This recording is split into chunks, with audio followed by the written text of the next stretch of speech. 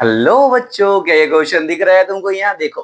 ठीक है, क्वेश्चन बड़ा मजेदार है तो इजी, समझने वाले के लिए सारा काफी है। लेकिन होता है इस क्वेश्चन में क्या, देखोगे कि कहीं पर भी आपको सेक्टर का फॉर्मूला तुम लगा सकते हो, लेकिन कहीं पर एंगल दिया हुआ ही नहीं है। तो इसको सॉल्व कैसे करेंगे? सबसे पहले देखो क्या लिखा हुआ कि इसमें एक ड्रॉ कर दिया गया आर, और रेडियस कितना है 14, मतलब ये यहाँ से यहाँ कितना है 14, तो यहाँ भी कितना है बच्चे 14, और यहाँ भी कितना है 14। तो सेडेड रीजन का एरिया निकालना है। इसका मतलब देखोगे सेडेड रीजन का जब एरिया निकालोगे कैसे निकालोगे, तो यहाँ पर 3 सेक्टर 1 2 3, तो सेडेड रीजन का एरिया के लिए क्या कर सकते हो तुम? सर जी सैडेड रीजन का जो एरिया निकालोगे, यहाँ लिख दो एरिया, है ना, ऑफ सैडेड रीजन क्या होगा बताओ? तो सेक्टर, है ना, क्या लिखेंगे? सेक्टर वन, सेक्टर वन, है ना, या लिखेंगे सेक्टर, है ना, विथ क्या लिख सकते हैं? एंगल पी प्लस क्या लिखेंगे बोलो? सेक्टर विथ क्या हो जाएगा? एंगल क्यू, एंगल क्यू, और क्या हो जाएगा? प्लस क्या लिख सकते हैं हम लोग बाबू यहाँ पर? सेक्टर विथ क्या लिखेंगे? Angle are. आर क्यों लिख रहे हैं, पी क्यों लिख रहे हैं, क्यों लिख रहे हैं? इसका एक रीजन है, देखोगे चेक करोगे। सेक्टर का बेटा फॉर्मूला होता है, बताओ क्या होता है? पाई आर स्क्वायर थीटा।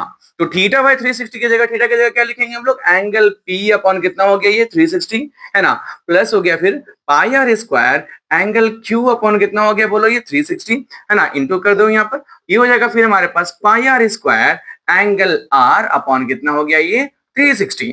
अब देखो इन सब में कॉमन तुम निकाल सकते हो sir ji, pi r square को कॉमन निकाल लीजिए, बचेगा सर क्या? Angle p upon 360 plus angle q upon 360 plus angle r upon 360, बचा ये चीज। अब अगर तुम देखो पाई, है ना, r square, pi r square, अब अगर इसका एलसीएम लो तो हो जाएगा angle p plus angle q plus angle r upon कितना हो गया ये? तो 360। अब एक बात बताओ कि angle p angle q angle r, मतलब पी क्यू आर क्या इस ट्राइंगल का एंगल है कि नहीं? तो एंगल सम प्रॉपर्टी के अकॉर्डिंग क्या हो गया? P plus q plus r कितना हो जाएगा? 180 डिग्री हो जाएगा। यस, सही सुना आपने। तो क्या हो गया बच्चे? P pi r square into कितना हो गया ये? 180 बाई कितना हो गया बच्चे?